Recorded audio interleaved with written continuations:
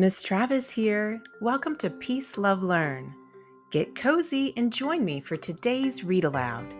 Did you know that your body sends you super important signals every day? When you learn to listen to your body, it helps you to figure out which emotion you are feeling. In today's story, a little boy learns how to tune into his body so that he can manage his big emotions. Join me as we read My Body Sends a Signal by Natalia Maguire. My body sends me so many signals to tell me how I feel. Sometimes I sweat. My stomach rumbles. It's hard to breathe. My heart races like crazy. Sometimes I want to jump for joy. And then I want to yell or cry. But why? Why? Why? One day, my mom said, I have a nice surprise for you, but you have to wait until lunch. What could it be? I just couldn't wait. I walked around the house, unable to concentrate on anything. I started playing with my blocks, but my brain just wouldn't stop thinking about the surprise long enough to build a tall castle. Then I got my train set out. But for some reason, the choo-choo just wasn't much fun. Next, I tried to use my toy tools to build the best race car ever. But my brain kept wondering about the surprise Mom had for me.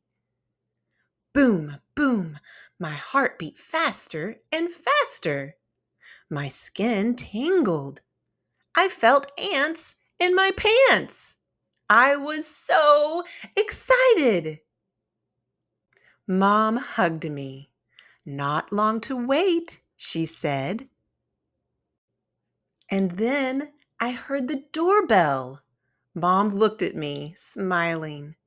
Do you want to open the door? She asked. I rushed to the door and opened it wide. There, with their arms open wide to hug me, stood Grandma and Grandpa. Surprise, Grandma said with a big smile. Who is this big man? My eyes shined. A wide smile lit up my face. I jumped for joy. I was so happy. My grandpa asked me to show him what I had learned in school. I showed him the letters that I had learned to write, the books that I'd read with Mom, and the pictures that I had drawn. And then I handed him the dragon I had created from soft clay the other day. It is a present for you, Grandpa, I told him. Do you like it? Like it, he exclaimed. I love it. It's a piece of art. I stood up straight. I held my head up. My eyes shined. I felt very proud of myself. The next day, the weather was perfect for a day out, and we went to the zoo. The sun was shining bright, and all the animals were enjoying the perfect day. First, we went to the tigers. We were standing behind a large glass wall so we could see them clearly. A big tiger was lying just in front of us. He seemed to be asleep, or maybe just relaxing in the sun. Two boys who were standing beside me decided to annoy the tiger. They were screaming, knocking on the glass, and making faces. Until suddenly, the tiger jumped up right in front of us and growled menacingly. Boom, boom, my heart jumped. My knees shook. My legs got weak. I felt pain in my stomach. I wanted to hide.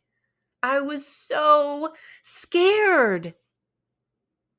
My grandma quickly pulled me back and hugged me. It's okay to be scared, said Grandma. I was frightened too. I breathed out.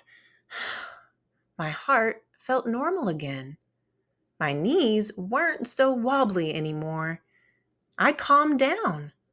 I felt safe. My misfortunes did not end there. As we walked out of the tiger's enclosure, I smelled an awful smell.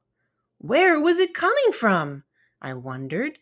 And then I looked down and saw that I had stepped in a squishy, stinky poo.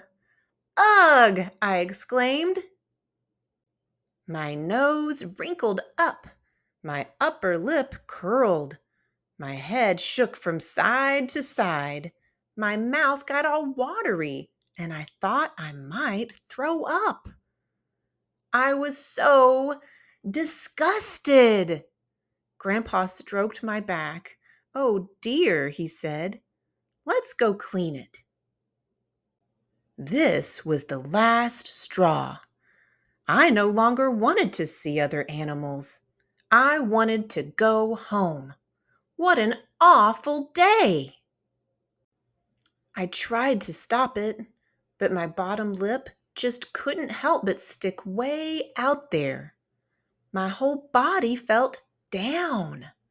My eyes felt watery. I was going to cry. I was very sad. When we got home, things only got worse. It appears my sister decided to play with the robot that my granny and granddad had brought me. She dropped it from the table. It cracked and stopped working. I just couldn't bear it anymore. My hands clenched. My shoulders tensed up. I pushed my sister and kicked that stupid table, and I started to yell. I felt so angry. "Oh, my darling," Mom said and hugged me. "I understand that you're upset. You have the right to be angry. I think you should take some time to cool down, and then we will discuss how we can fix your robot." And then Mom took me to my room. Later, Mom called me down for dinner. I did not really want to eat. My cheeks turned red. I felt very hot. My hands were trembling. I could not raise my head and look into my granny's eyes. I was so ashamed of my behavior. "I am very sorry," I said. Grandma hugged me, looked into my eyes, and said, "You had the right to be angry, and you needed to let off some steam. But it is not okay to yell and kick. You can control your anger instead of letting it control you. I can teach you some ways to do it. First, take 10 very deep breaths. Slowly breathe in through your nose and breathe out through your mouth while counting. Instead of throwing or kicking things because of anger, just squeeze this anger in your hands and hold it there tightly. Then let it go. Instead of yelling or saying bad words, just say, "I am very angry." Instead of hitting someone, just walk away. Don't let your anger be your boss. Do you promise to try this next time? "Yes," I nodded. "I know you will," said Grandma and kissed me. "You are such a smart boy. I love you." The next morning, I slept late. Mom did not wake me up. She probably wanted me to recover from all the stress I'd had the day before. On the way to the living room, I heard a familiar noise. I immediately understood what it was. I rushed into the room. Yes, I was right. My granddad was sitting on the floor and the robot was walking in front of him. I could not believe my eyes. My eyebrows raised, My eyes opened wide. My mouth opened.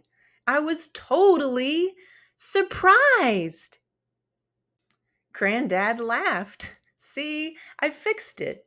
It was just a small thing, nothing serious. So here, it's working perfectly again. I rushed to Grandpa and hugged him tightly. And then I did a funny dance around the robot. I was filled with joy. Each day, my body sends me a lot of signals. All these signals have meaning. My tummy is going rumble, rumble to tell me that I am hungry.